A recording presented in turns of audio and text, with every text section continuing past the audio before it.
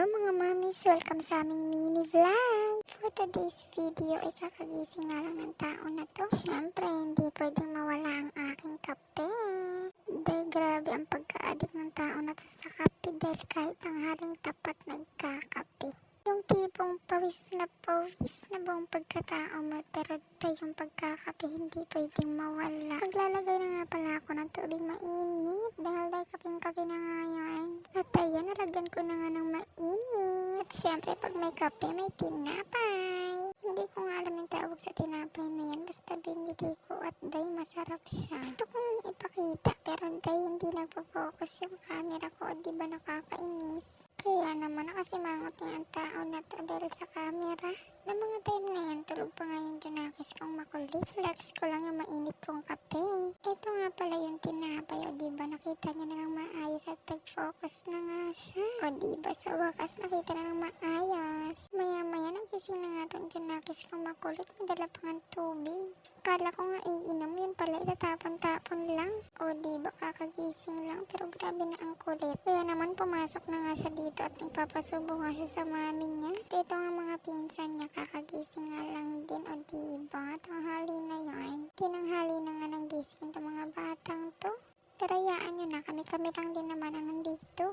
At maya-maya nga nagligpit na nga ako ng aming hinigaan.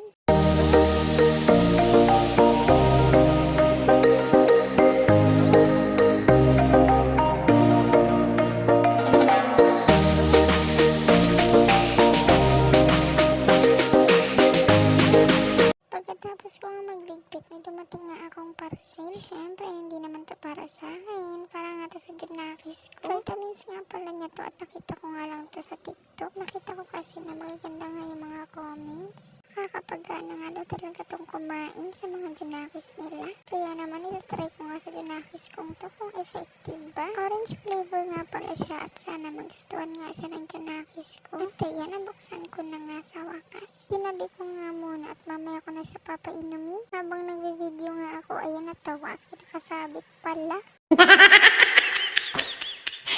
Kakain nga pala ako ng mga time na yan, kaya nga kumuha ako ng plato. Baka kasi pag uwi ng Diyos sa awa ko ay mga yayat nga ako.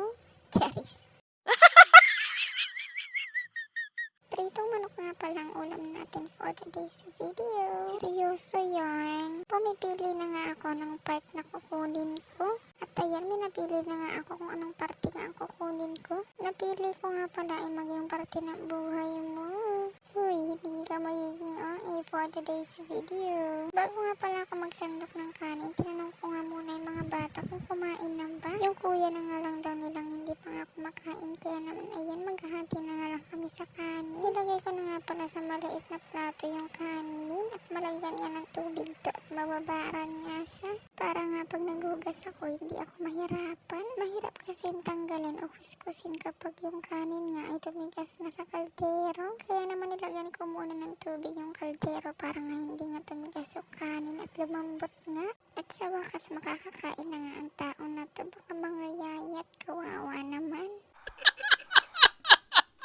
May sardinas nga pala akong binili. Kaya naman ayan, wala na nga luto-luto. Inulam ko na nga agad. Masarap din naman siya kahit hindi nga siya lutuin. Kulay pula nga pala yung binili ko. Pagkatapos ko nga palang kumain, pahinga lang saglit at ayan, maghuhugas na nga ulit.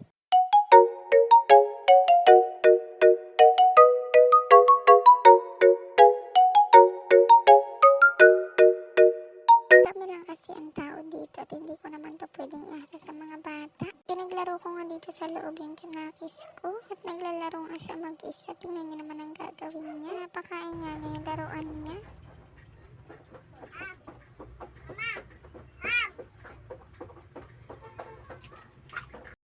Pagtapos ko nga siyang panoorin maglaro, ayan, at nagluto na nga rin ako ng embutido. Ito nga pala yung ulam namin ngayong gabi. Pagkatapos ko nga magluto ng ulam namin, ito nga bata ay nakaayos. Nakasapatos nga siya at may dala-dala nga siyang bag. O diba, saan ang punta mo? May training kasi sa basketball si Kuya Kaykay niya, kaya naman sasama nga daw siya. Pagkaalis na niligpit ko naman itong mga laruan niya.